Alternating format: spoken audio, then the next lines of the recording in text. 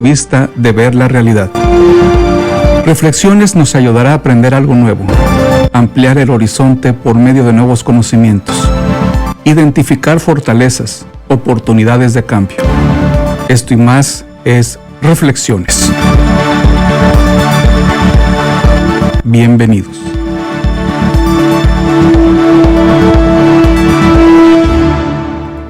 Ciudad de Barcelona comparte esta horita de trabajo. Pues un placer saludarlos a todos nuestros radioescuchas a través de Virgen de Guadalupe Radio. Hemos estado un poquito, no hemos estado un poquito, estuvimos desde el jueves pasado hasta el día de ayer en la noche, fuera del aire, pero ya estamos aquí de vuelta nuevamente. Agradecemos el favor de su sintonía, en fin. Y desde la Ciudad de México, como todos los viernes, o casi la mayoría de los viernes, el sobrino incómodo de don López Obrador, don Bernardo Osorio. ¿Cómo estás? Fenomenal, acá desde la Ciudad de México. Un poquito de frío y calor combinadísimos. Anoche hacía un frío tremendo y en la madrugada hacía un frío tremendo. Pero durante el día hace bastante calor, ¿no? Entonces hay que salir preparado como para todo a la calle. Bernardo, pues por una parte estamos pues conmovidos, a la vez molestos por la situación de lo de la línea 12 del metro y cómo a veces el nepotismo, la falta de sensibilidad y muchas otras cosas generan este tipo de accidentes que no deberían de ser si las cosas se hicieran honestas, si las cosas se hicieran bien. Y desafortunadamente los mismos actores políticos de ese entonces son los que están actualmente al frente, llevando pues al país ahora peor todavía. No sé si tengas algo que comentar de lo que has estado escuchando por allá al respecto. Pues fui totalmente de acuerdo, ¿no? Hay una tendencia en la actualidad a que los políticos o algunos partidos políticos ponen un énfasis en un montón de cosas que en realidad cuando vienen las consecuencias de no dedicar recursos y tiempo a lo que verdaderamente vale la pena, pues empezamos a todos a pasar aceite, ¿no? Entonces, no sé, esta política como de los sentidos de las emociones, donde los políticos dicen, pues, darle mantenimiento a algo para que no se caiga, no me da votos. Pero si pongo una rueda de la fortuna en medio del Zócalo, o si organizo un festival de culturas, no sé, de la vieja. Que están actualmente al frente, llevando, pues. Perdón, es que se vició, Bernardo. No te preocupes. Entonces, esta política de querer siempre buscar un voto como tal genera unas distracciones brutales entre la clase política, ¿no? Y estamos en un mundo que curiosamente creamos superadas muchas cosas y de pronto pues una pandemia pone al descubierto esas como fragilidades, ¿no? Entonces, si un gobierno estaba invirtiendo muchísimos recursos en que en lugar de decir todes o todas, o decimos todes, y está, no sé, invirtió en una campaña de capacitación para eso, etcétera, etcétera, etcétera, y se le cae un puente, pues la gente voltea a decir, a ver, es más importante una cosa que la otra, ¿no? Entonces creo que estamos ante esa situación, ¿no? Entonces, por un lado, ciertas corrientes políticas que se concentran en cosas que no son tan importantes, pero al mismo tiempo un mundo que encuentra unas fragilidades que creía superadas y que si no ponen mucho más atención en eso, veremos cómo sequías arrasan culturas, veremos cómo pandemias arrasan culturas, veremos cómo accidentes como el que acabamos de tener en México también generan una estabilidad brutal, ¿no? Sí, fíjate, Bernardo, que adicional, esta semana estaba yo viendo algunas noticias y los impactos de las obras que se están queriendo construir y lo que está destruyendo. Y en esto muy enfáticamente hablábamos de lo de la refinería de Dos Bocas, que bueno, habían comentado que iba a ser en 2 años. Yo creo que va a ser como unos 20 años más o menos que eso se resuelva. Pero adicional a la falta de pagos que ha habido hacia los contratistas y todo este tipo de... Pues obviamente seguimos hablando de la corrupción, de que en lugar de pagar a la gente que verdaderamente está trabajando y está poniendo todo su capital para un proyecto como este, que honestamente no le veo futuro, y no soy el único, la mayoría de los especialistas lo han comentado. Lo que me impresionó fue el grado de deforestación en la parte allá de Dos Bocas. Es impresionante, Bernardo, es impresionante la deforestación también para el famoso Tren Maya. Es impresionante la falta de responsabilidad al cambiar lo platicamos en el programa anterior, una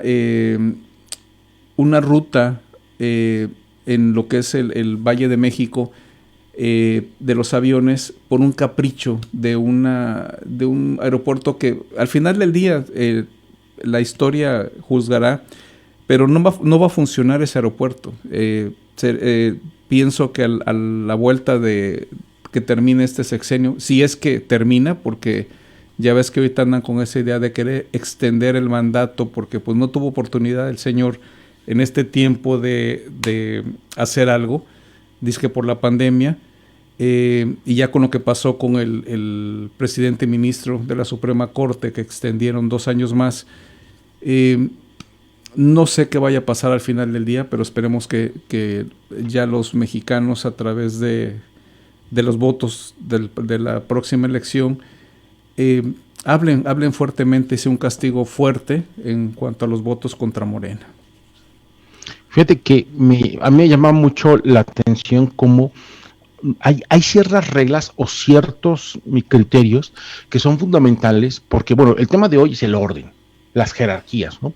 Y la falta de orden y la falta de jerarquía puede llegar a generar unos desastres enormes, ¿no? Uh-huh. Por ejemplo, ¿no? Los países más avanzados en cuanto a su democracia tienen reglas como: si una persona es beneficiaria de un programa de asistencia social, esa persona no puede votar. ¿Y qué es lo que buscan este tipo de reglas? Que los políticos hagan de manera honesta, sincera, de corazón, los programas de ayuda, no por buscar votos, ¿no? Entonces, si esos países están convirtiendo la democracia en un ejercicio en el cual los gobernantes tienen que convencer a los que pagan impuestos de que es necesario no solamente preocuparse, sino ocuparse de las personas que no tuvieron las mismas posibilidades, con la idea de que tengan esas posibilidades, que tengan esa oportunidad para ser mejores personas, para demostrar que pueden ser mejores. Sin embargo, cuando se olvida este requisito de no voy por tu voto, entonces se pierde una jerarquía de las cosas que empieza a generar unas inestabilidades brutales, ¿no? Veo ahorita, por ejemplo, las manifestaciones en Colombia por la subida de impuestos, ¿no? Y veo a los manifestantes y digo, bueno, ¿quién de estos pagará impuestos? No, o sea, no veo a ninguno de esos vándalos pagando impuestos, ¿no? Uh-huh. ¿Por qué? Porque simplemente no son sujetos de impuestos, ¿no?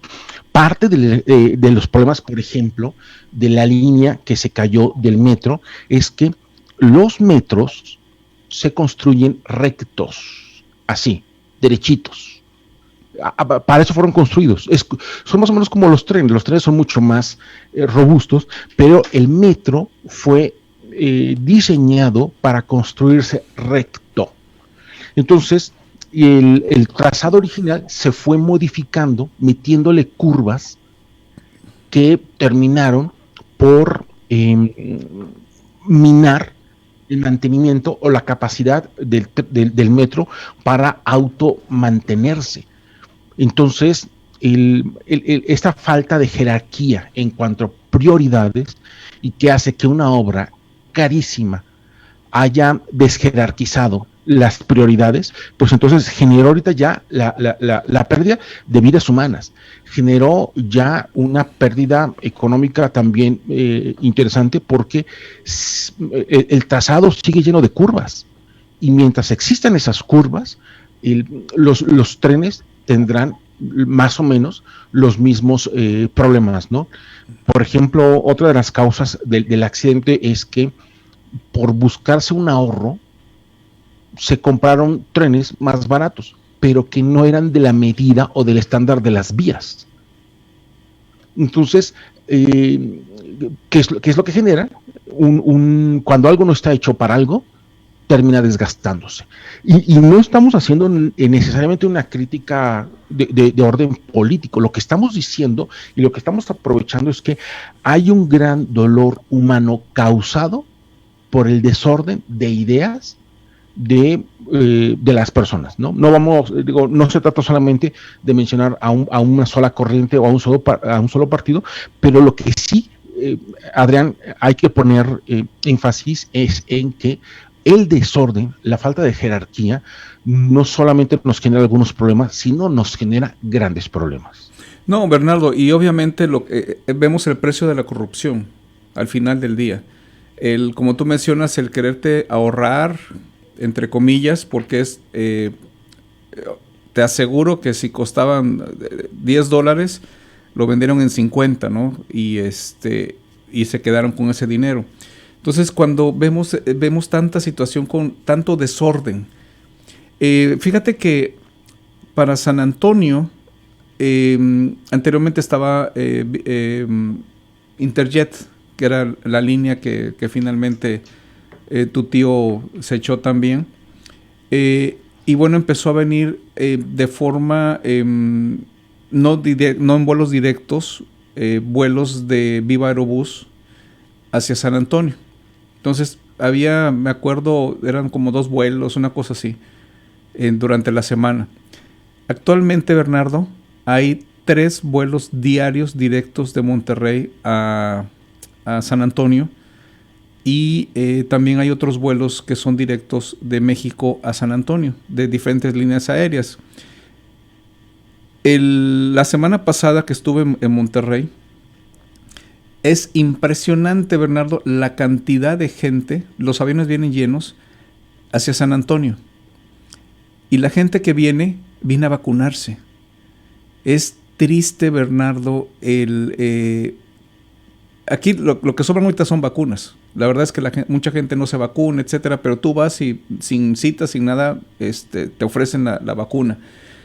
Pero en ese desorden, en un país como es México, que no se cubran esas necesidades básicas y se empiece a politizar algo que es una responsabilidad del gobierno de proporcionar las vacunas, por ejemplo, es lamentable. Estuve también en Tabasco, la carencia de medicamentos, la carencia de otro tipo de vacunas que son importantes también. Habla de todo un desorden, Bernardo. Y quiero abordar el tema por acá, porque así como vemos un desorden generado por una persona desordenada, en nuestra vida diaria también hay situaciones que de alguna forma a veces nos grita el subconsciente o la misma necesidad rebasada que necesitamos poner orden en nuestra vida. Podemos empezar por ese lado, Bernardo, en cuanto a qué es el orden y por qué de alguna forma innatamente nosotros necesitamos en algún momento de nuestra vida poner orden en lo que estamos haciendo. Fíjate que es precisamente de lo que hay que hablar el día el día de hoy, ¿no? Porque nuestro problema con el orden no solamente es el desorden, sino es el orden mismo, porque el orden tiene que tener un fin. Me cuesta trabajo encontrar una definición acerca de lo que es el orden, y cuando me cuesta trabajo encontrar una definición acerca de ponerle un fin, nos puede ayudar a aterrizar una mejor definición, ¿no? Y creo que el fin del orden es que nos ayuda a lograr objetivos. Entonces, orden es todo aquello que nos ayuda a lograr objetivos. Orden no es acomodar las cosas por colores. Orden no es acomodar las cosas por tamaño. Orden no es acomodar las cosas por precio. El orden es hacer todo aquello que nos sirve para un fin, para algo útil.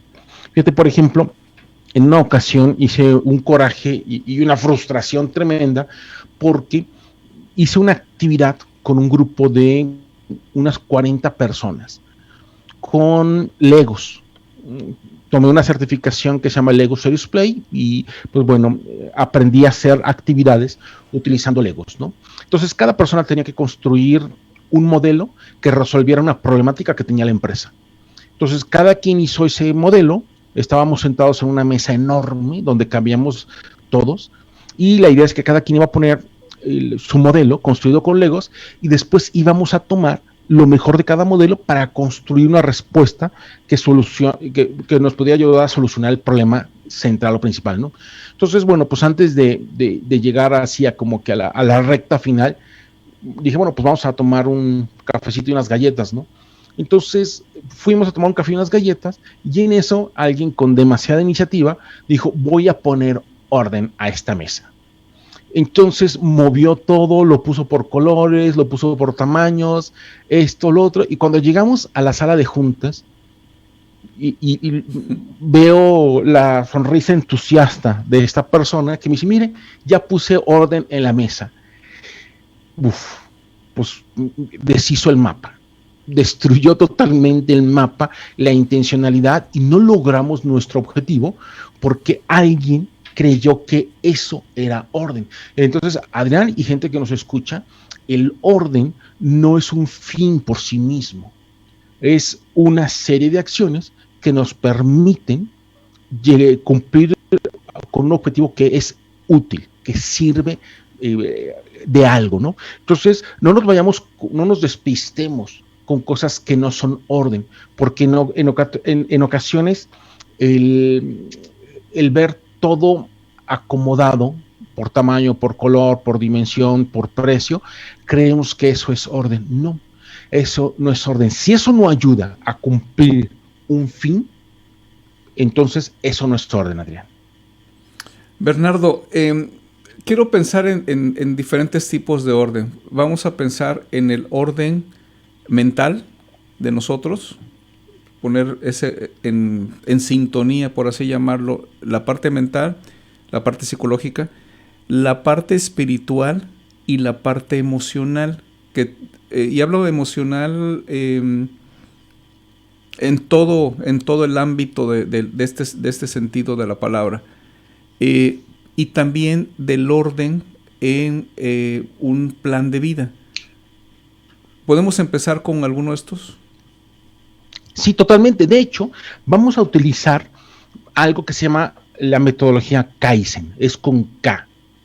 Hay un libro que, bueno, hay varios, pero estamos utilizando uno que se llama el método Kaizen.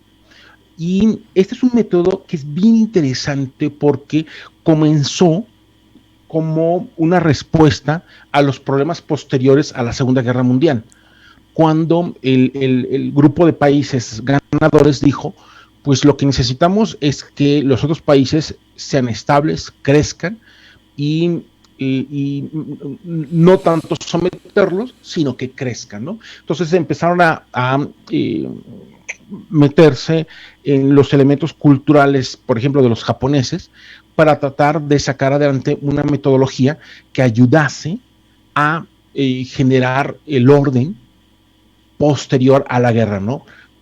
si pensamos en un escritorio desordenado como un buen ejemplo de desorden, pues imagínense las capitales de un país bombardeadas. Imagínense las carreteras también bombardeadas, ¿no? Imaginen que para ganarle a un país, pues hay que destruir toda su conectividad para evitar que se nutran a ellos mismos, ¿no? Entonces, bueno, esa era la situación con la que se encontraban y que Estados Unidos e Inglaterra dijeron, si no arreglamos eso, tendremos constantemente un enemigo que va a necesitar de conquistar otros territorios para sacar adelante, ¿no? Pero si les ayudamos a administrar mejor su territorio, pues vamos a quitar un poco esa, porque así fue, ¿no? En definitiva, quitaron esa necesidad de conquistar otros territorios, ¿no? Quitaron esa necesidad de buscar fuera de su país un enemigo al cual vencer, ¿no? Entonces, cuando hablamos del orden en la vida espiritual, en la vida de salud, en tu vida familiar, en todo esto que nos mencionabas, Adrián, nos encontramos con algo que muchas veces nos impide comenzar a ordenar nuestra vida, que es no sé por dónde comenzar. Exacto. O hay demasiadas cosas que hacer. Entonces uno contempla el desorden que hay en su vida y uno dice, tengo que bajar de peso, tengo que incrementar mi salud, tengo que ser más productivo, tengo que hacer que mi esposo, que mi esposa estén contentos. Además, tengo que, mantener la casa. Además, tengo que sacar a los perros a pasear, ¿no?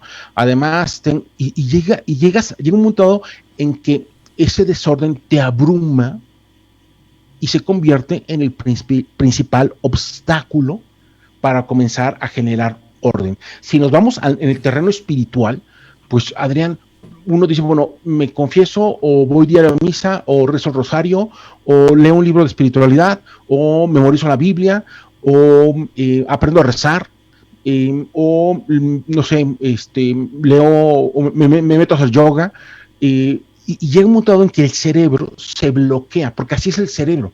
Al cerebro le gusta que le planteen preguntas.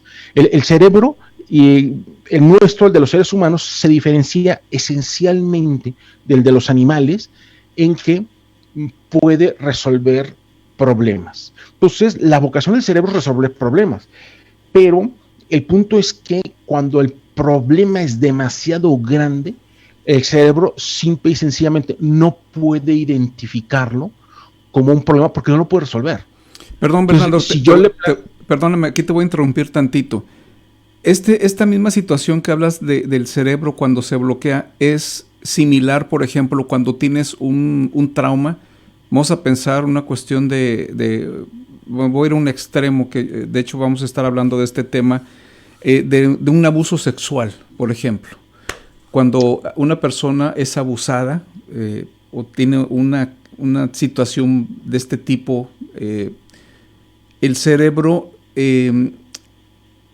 lo pone en pausa, lo oculta para irlo asimilando poco a poco.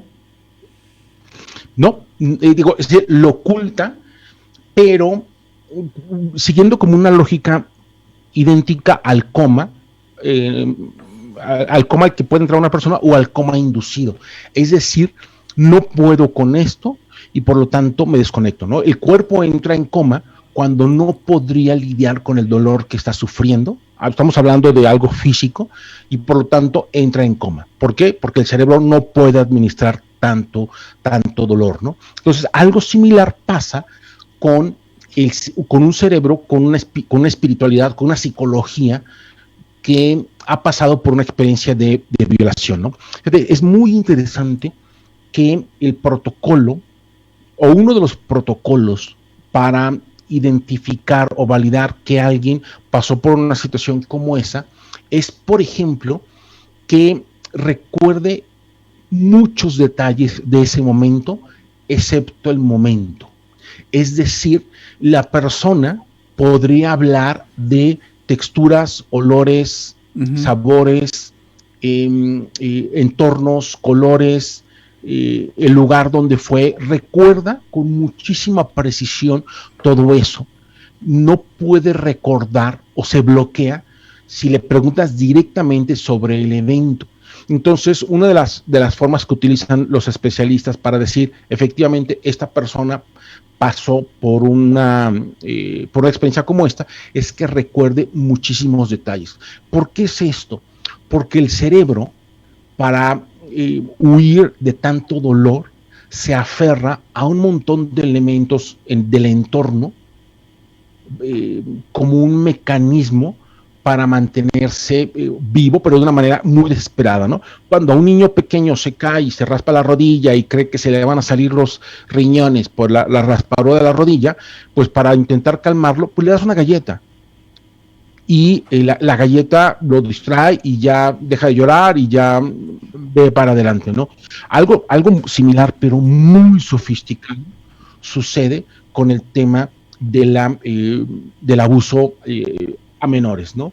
Es algo gravísimo, tan grave que el cerebro tiene que entrar a protegerlo de esa manera, ¿no? Podríamos decir que en una situación de tanta vulnerabilidad, el cerebro tiene que entrar a poner algo de orden, pero también mediocriza la vida de la persona, porque entonces prácticamente ante circunstancias similares, una persona que ha pasado por una violación podría reaccionar de la misma manera. Es decir, por ejemplo, cuando pasan los años y esta persona crece y siente que alguien lo quiere, que alguien lo va a amar, que alguien se está acercando, de manera de manera definitivamente imperceptible o no tiene intencionalidad, la persona se desconecta de una relación afectiva. ¿Por qué? Porque la experiencia que tuvo es que alguien que lo debe haber cuidado lo atacó, ¿no? Y me estoy hablando me estoy refiriendo cuando el abuso es en el entorno familiar. Cuando es fuera es otro esquema totalmente distinto, ¿no? Entonces, es de verdad algo gravísimo, porque pone a la psicología, a toda la humanidad de una persona en un protocolo de emergencia para poner en orden las cosas, pero se queda en un estatus de vamos a sobrevivir. Nada más. Es muy difícil, es un reto realmente para esas personas dar un paso de excelencia, de hacer mejor las cosas, si no es que han recibido ayuda psicológica profunda. De alguna forma, obviamente estamos hablando de cosas extremas, pero de alguna manera también estaría funcionando así el cerebro cuando está sobrepasado de cosas, como ahorita mencionabas, ¿no? Y yo creo que en nosotros, al menos como hombres, lo he escuchado y es más común, que a cierta edad o cada 10 años, cuando llegas a los 20, ¿no? Bueno, no tanto a los 20, pero sí cuando llegas a los 30, cuando llegas a los 40, cuando llegas a los 50, llega un momento en que te tienes que replantear ciertas cosas. Quieres poner por así llamarlo, un orden. Empiezas a hacer una retrospección de lo que ha sido tu vida, etcétera. Pero podemos caminar hacia adelante en algún proyecto de vida o en algún cambio que quiera yo hacer sin poner antes orden en la casa. Me refiero a una casa internamente hablando, pero también en el entorno. Mira, el punto fundamental de la metodología Kaizen es que no podemos abrumar al cerebro con preguntas que de momento no puedes resolver. Y creo que lo que dices es correcto desde la perspectiva de que para alcanzar un orden, el orden como competencia, como virtud, hay que empezar por cosas pequeñas y no necesariamente por cosas importantes. Al principio te decía Adrián, que no sabemos por dónde comenzar el orden. Y esa es quizás la primera impresión o la primera experiencia que hace que no queramos comenzar en esto, ¿no? Entonces, tenemos que empezar por cosas pequeñas, totalmente de acuerdo. No podemos poner orden en el mundo si no ponemos orden en la casa. No podemos poner orden en la casa si no ponemos orden en mi piso. Y no podemos, y así sucesivamente, hasta que llego yo, no sé, al cajón de mi escritorio. Entonces, no puedes tú cambiar radicalmente o hacia donde tengas que cambiar si no empiezas, según la metodología Kaizen y según el sentido común, a hacerte, por ejemplo, pequeñas preguntas que generan mucho más creatividad y que disipan temores. Entonces, si tú un día decides ser una persona ordenada y dices, pues bueno, voy a abrir este cajón, ¿qué puedo hacer por ordenar este cajón? Entonces, no sé, quizás puedas comprar, yo lo hice, yo compré unas divisiones flexibles y con ventosas, de tal manera que cuando las pongo en el cajón y las abro, abarcan todo el cajón y me generan divisiones que me permiten ordenar las cosas. Entonces, bueno, aquí pongo las medicinas, que cada vez es un espacio más grande, ya a los 50 años el espacio que ocupan las medicinas cada vez es mayor. Bueno, y aquí están los snacks y aquí están las plumas y los borradores. Entonces, una vez que uno pasa por esa primera experiencia que detonó creatividad, porque para mí implicó, pues bueno, voy a buscar en internet qué hay que me pueda ayudar a poner orden en un cajón. Entonces, pues estuve buscando, vi, esto está interesante, esto es interesante. Los japoneses tienen un comercio para cosas para el orden bien interesante, porque como siempre viven en pequeño, en espacios reducidos, el tema de estantes, de contenedores, de organizadores, son realmente buenos en eso, ¿no? Entonces, pues bueno, decidí comprar algo que me costó 300 pesos y metí orden en el cajón.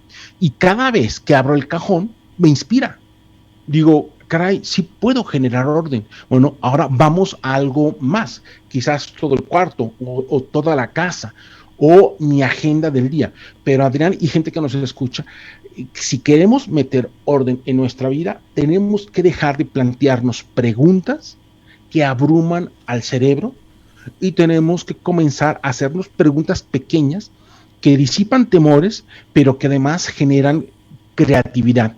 La creatividad se va construyendo, va creciendo, empiezo a perder el miedo al orden, al cambio, y puedo ir progresivamente lanzándome a más cosas. Pero es vital, Adrián, que no nos hagamos preguntas o planteamientos que abrumen al cerebro, porque entonces ya no solamente tendremos desorden en nuestra vida, sino tendremos un caos puro y duro.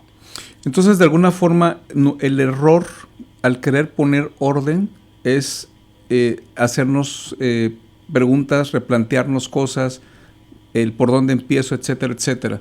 Entonces, tú sugieres que de alguna forma es empezar por cosas como hiciste, como el cajón, etcétera, etcétera, ir haciendo limpieza, como dice la canción, limpieza al armario. Y de ahí ir subiendo hasta llegar a un replanteamiento de vida, por así llamarlo, por poner en orden. Sin embargo, Bernardo, sí. Perdón, adelante. Sí, dime.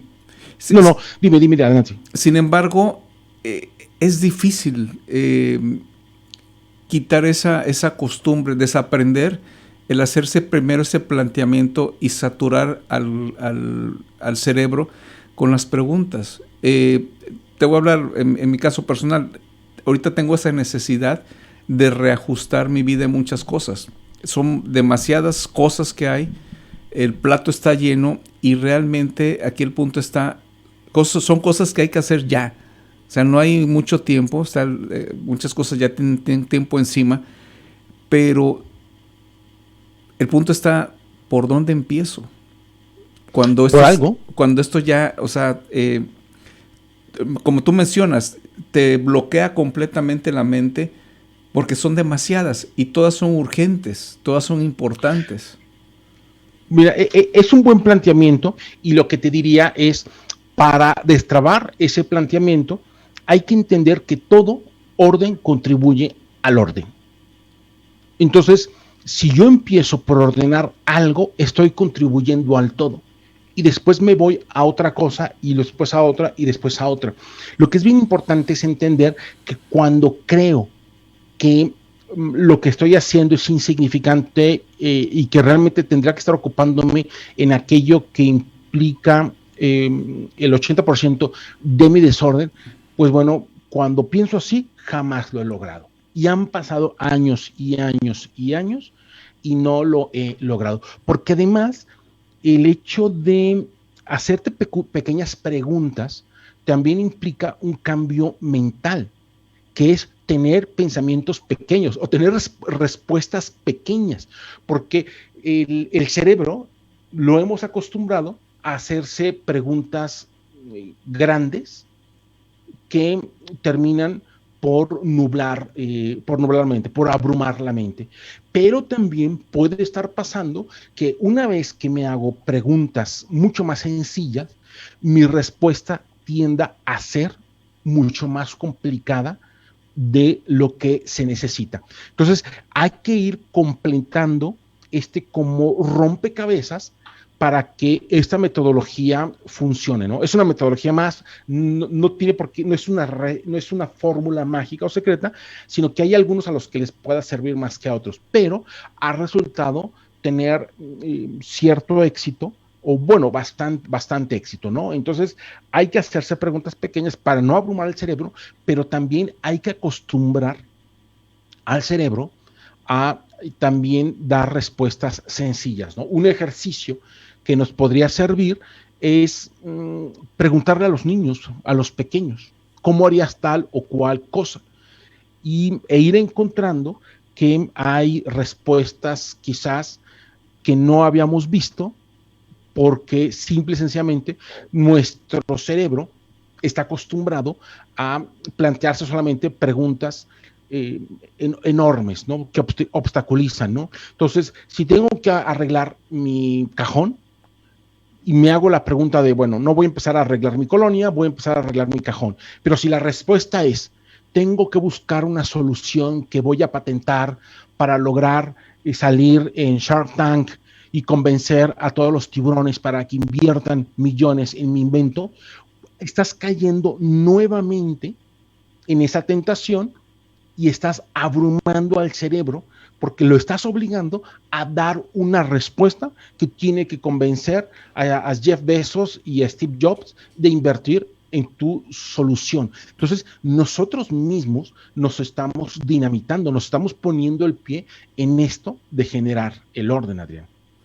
Entonces, ¿cómo sugerirías tú, por ejemplo, en el planteamiento que te acabo de hacer, cuál sería el inicio? Poner, por ejemplo, primero orden, empezar con un orden en la parte emocional, en la parte espiritual o en la parte física de tu entorno, como ahorita mencionabas. En lo que sea más fácil. Por ejemplo, ¿qué es lo más fácil? Poner orden en tu situación sentimental o tender la cama todos los días. Okay. Pues tender la cama todos los días. Empieza por eso. Y después te vas pasando a las siguientes cosas en las que tendrías que estar trabajando, ¿no? Con esas experiencias exitosas sobre cómo tender una cama o cómo tender la ropa.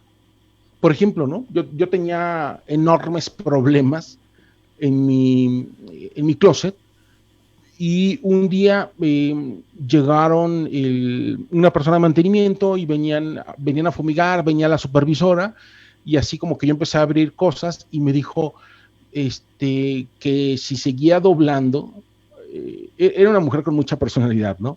Entonces como que sin mayor problema tomó algunas de mis camisas y me dijo, mira, es que si sigues doblando las cosas así, pues se doblan y quedan cuadros muy pequeños y a la hora de hacer columnas se están cayendo. Mejor, en lugar de hacer 2 dobleces en una camisa, haz un solo doblez de manera vertical, y así tienes camisas dobladas más largas y tienes columnas mucho más estables, ¿no?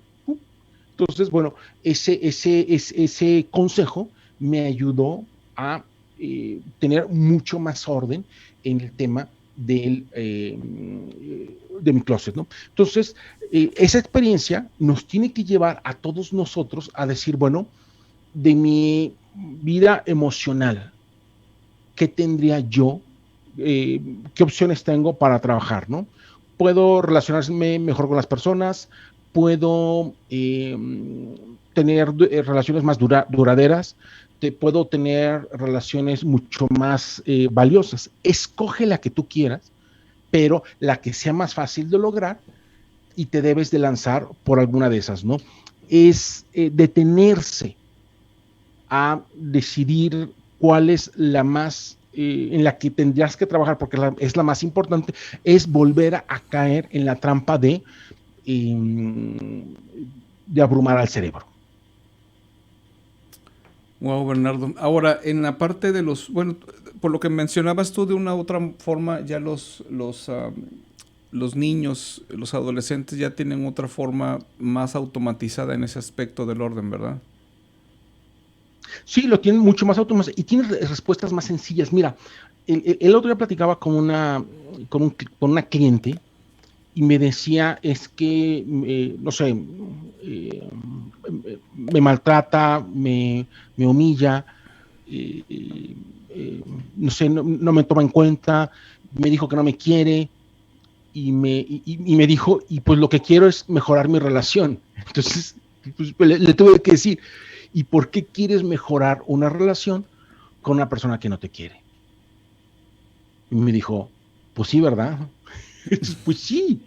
Entonces, es sencillas a ese tipo de cosas, porque si no, entonces nos podemos ir, nos podemos perder y creer que tengo o puedo o debo de mejorar esa relación con esa persona, cuando en realidad la pregunta que tienes que hacer es, ¿a esa persona le interesa? Si la respuesta es no, pues estamos todos perdiendo el tiempo, ¿no?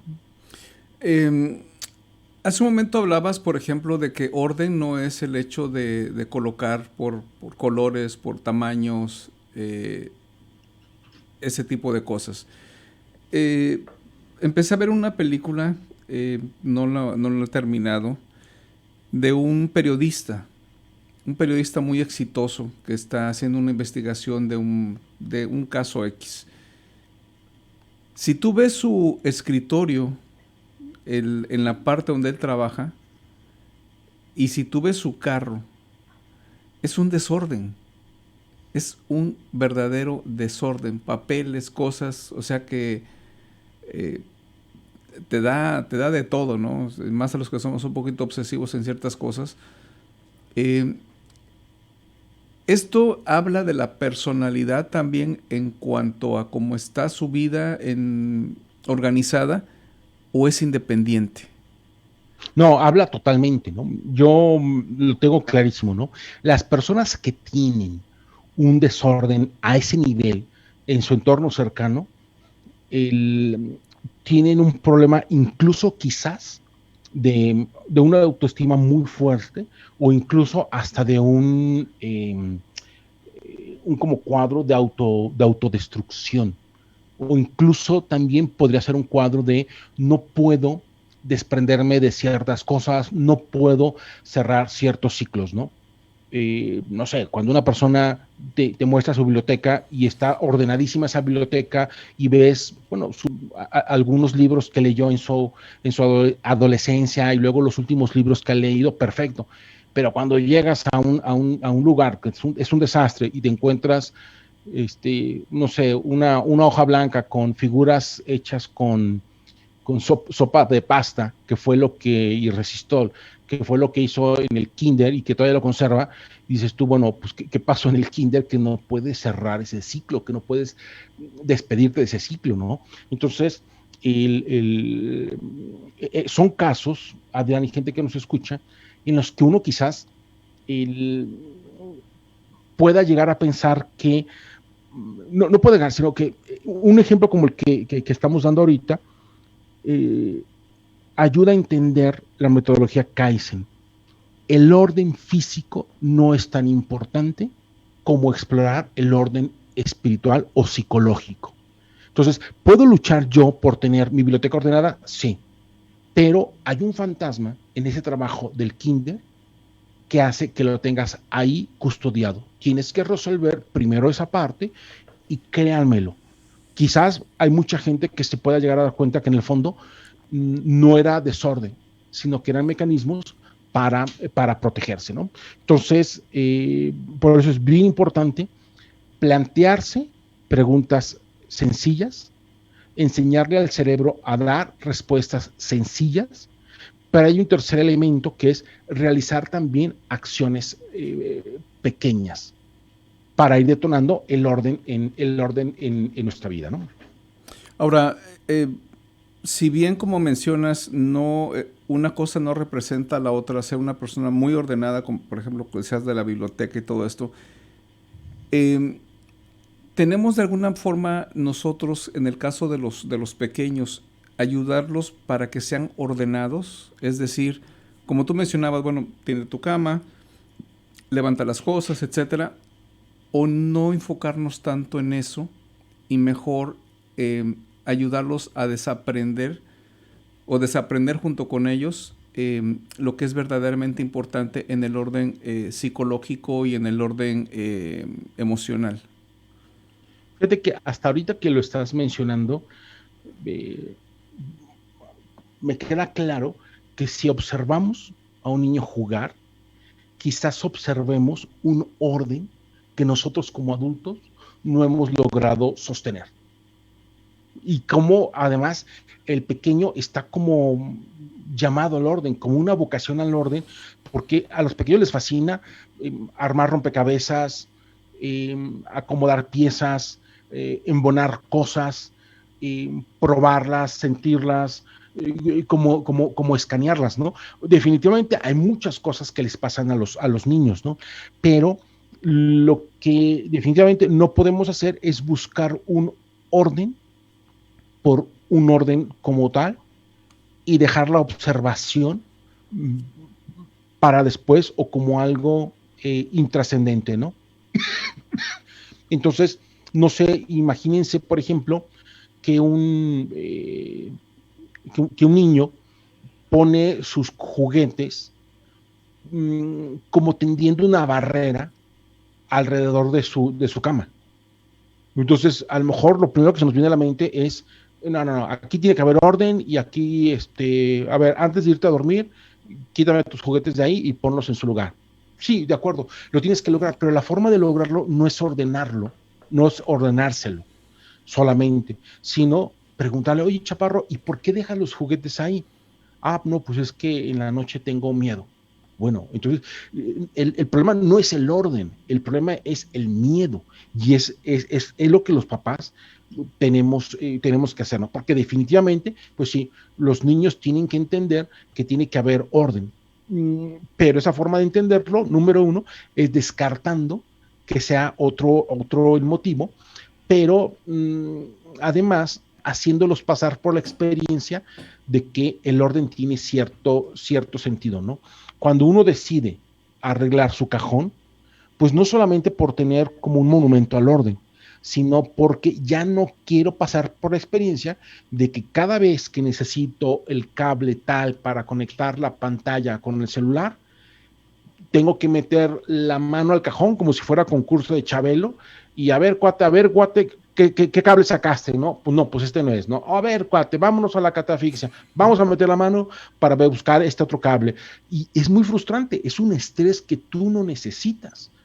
Entonces, cuando uno arregla el cajón y pasa por la experiencia de, híjole, qué bien se siente que cada vez que abro el cajón está el cable cuando lo necesito y soy mucho más feliz haciendo lo que estoy haciendo. Entonces, si le demostramos a nuestros hijos que el orden es una buena experiencia, de que el cerebro le gusta el orden, pero que además te ayuda a cumplir otros objetivos, entonces lo estaremos logrando, ¿no? El orden por el orden no sirve absolutamente de nada. Bernardo, ¿cómo no caer en ese extremo del orden a la obsesión por el orden? Porque te empieza a gustar. O sea, la realidad es que empiezas a ver las cosas ordenadas, limpias, etcétera, y te empieza a gustar, pero a veces, si alguien te mueve el lapicito que dejaste ahí, o, o andas obsesionado, por ejemplo, en acomodar las cosas de cierta forma, por los tamaños, etcétera, ¿cómo darte cuenta de que no estás cayendo en ese extremo de una obsesión ordenada? Si no tienes un motivo para regresar esa cosa al lugar en el que estaba, entonces tienes que renunciar a ese orden. Lo tengo clarísimo. Si alguien movió el cenicero de la mesa y en lugar de ponerlo a 187 grados, tomando en cuenta la ubicación de la luna en menguante, pues tienes que dejar de preocuparte, porque de verdad estarías llegando a un punto en el que, aun cuando haya orden, aun cuando te preocupes en el orden, una variante como esa te puede generar un estrés brutal. Entonces, pues no, entonces si hay un motivo, si encuentras un motivo y lo puedes explicar, adelante, ¿no? Yo tenía unos vecinos que a la fecha estoy en contacto con ellos y amo, cuando yo era chiquito, y pues bueno, fuimos vecinos cuando el hit era jugar escondidas, ¿no? Entonces ellos repararon su pasto y bueno, pues le pusieron abono, tierra y sembraron pasto, y un día se me ocurrió a mí que era el mejor lugar para esconderme, ¿no? Entonces, pues estaba yo tirado en el pasto, porque además había unas matitas que me ocultaban, y a la hora que me levanté estaba mi vecina que era enfermera. La niña se llamaba Leslie, ella se llama Leslie, y me dijo, Bernardo, ven para acá, Bernardo, y así como peinando, o sea, me agarró el pelo y así como sacudiéndome el copete, me dijo, oye, ¿ya viste todo el pasto que te estás llevando en tu camisa? Y volteó a ver, todas las semillas de pasto estaban sobre mi camisa. Me dice, y me dijo, con una sonrisa en la cara, me dijo, si usted sigue escondiéndose en mi patio, no va a crecer jamás pasto, ¿ok? Entonces, pues sí te da pena, te da vergüencilla, te pones rojo, pero era razonable, era entendible. En cambio, pues también tenía una vecina que era la típica que te ponchaba las pelotas por quién sabe qué motivo, ¿no? Entonces, a la otra no me importaba lo que opinara. Con Leslie me importaba muchísimo que su pasto creciera. Me lo explicó, fue decente, fue muy caritativa, y ambos logramos lo que teníamos que lograr, ¿no? Entonces, Adrián, el orden por el orden, jamás. Si voy a romper la caridad por un tema de orden, jamás. Los niños son niños y tienen que comportarse como niños. No podemos obligarlos a un orden cuando su psicología no está preparado para eso, ¿no? Tenemos que ayudarlos a encontrar un orden para las comidas, para el sueño, para el baño, para ese tipo de cosas. Pero un orden exterior obsesivo, sin una razón o un fundamento, pues tampoco. Bernardo, muchísimas gracias. La verdad es que ha sido de mucha ayuda este tema. Me ha sacado también de varios conceptos erróneos que se pudieran haber tenido. Y bueno, hay que empezar a poner orden con lo más sencillo y así ir subiendo. En otra oportunidad, Bernardo, estaremos hablando también sobre eso, cómo hacer un plan de vida, cómo de alguna forma, ya que tengo resuelto lo básico, sin abrumar al cerebro, tener algún plan de trabajo para ir haciendo los cambios que se requieren a veces para pues, no tener el estrés que normalmente estamos acostumbrados y cuando tenemos esa cantidad de estrés, nos empieza a afectar en nuestra salud. ¿Has escuchado? Muchísimas gracias, perfecto, Bernardo. Bendiciones. Igualmente, un abrazo. He escuchado reflexiones. Queremos ampliar tu horizonte y empatía a través de compartir los diferentes puntos de vista de cada persona.